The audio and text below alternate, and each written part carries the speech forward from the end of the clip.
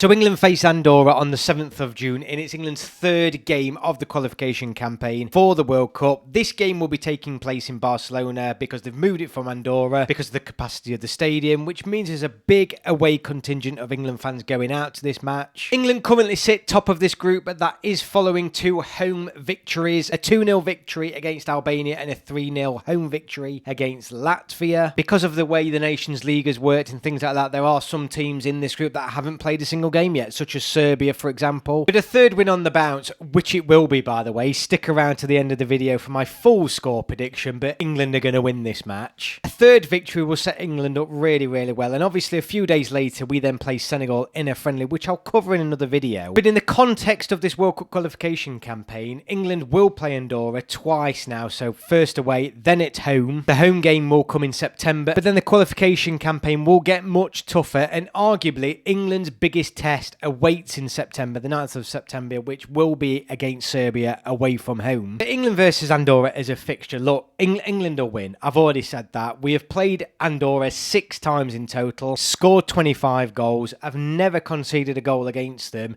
It's the victories in the bag. Ultimately, though, a lot of it will be on Thomas Tuchel in terms of what system he plays, who he plays, what sort of formation. Does he want to stick with those wide players really pushing up forward and that central midfield, changing from Gareth Southgate where you had 2 holding midfielders? I think that's gone now. The Senegal game a few days later will be a tougher test and ultimately a better yardstick to judge this England squad and Tuchel. But we want to see some goals, don't we? Those games against Albania and Latvia at the start of the campaign and Tuchel's first 2 games in charge, you know, they went well. England won. People weren't fully convinced. England still looked a little bit ropey. We struggled to break both teams down and really score as highly as what you would expect us to score at home. And ultimately, goal difference could play a part in this qualification campaign. England still have to go away from home against Albania and Serbia, which will be tough tests. I mean, for a score prediction, let me just get out of there. I'm looking at 4-0, 5-0, at least, you know, really, at least. I mean, if we're taking a look at this squad, it'd be nice to see some of these players get a run out, wouldn't it? Such as Palmer for England off the back of his fantastic European final. I'd like to see Eze come in as well. Saka, it'd be great to have him back in an England shirt following his injury in the past few campaigns. Ivan Toney, why not? Why not maybe start him? Just see what he does if he starts up front for England. What sort of dynamic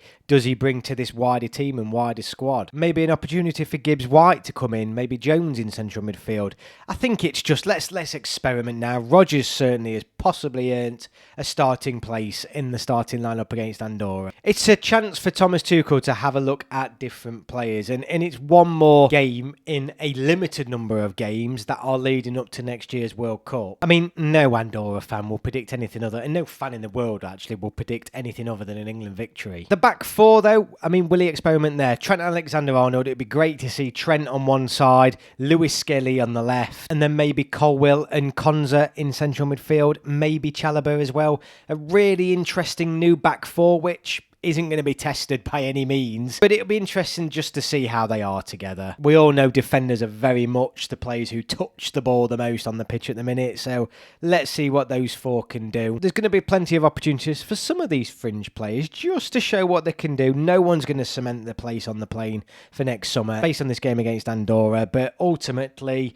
it's a chance to put something in the ground, isn't it? Ivan Toney in particular, if he gets a look in, is scoring goals from what I understand in Saudi Arabia. We know it's not the strongest league, but he left rather too early, didn't he? We all know he's gone for the money, and that's his choice. But ultimately, this isn't a player who's gone out to Saudi Arabia as someone at the end of his career who was coming towards the end of his peak. He literally is in his peak. So I would honestly like to see Ivan Toney have a run out in this match. It's a very short and sweet, but let me know what you think the score prediction will be below. I think Tuchel's going to sit with the same sort of system. He's going to look for a lot from those wide players, and I think he's just really going to cement what he started to set up against Albania and Latvia, which is hopefully free-flowing, attacking, exciting football, which is what England fans all want to see. Thank you all so much for watching. I hope you've enjoyed this video. If you're new here, hit the subscribe button, and I will see you all on my next video.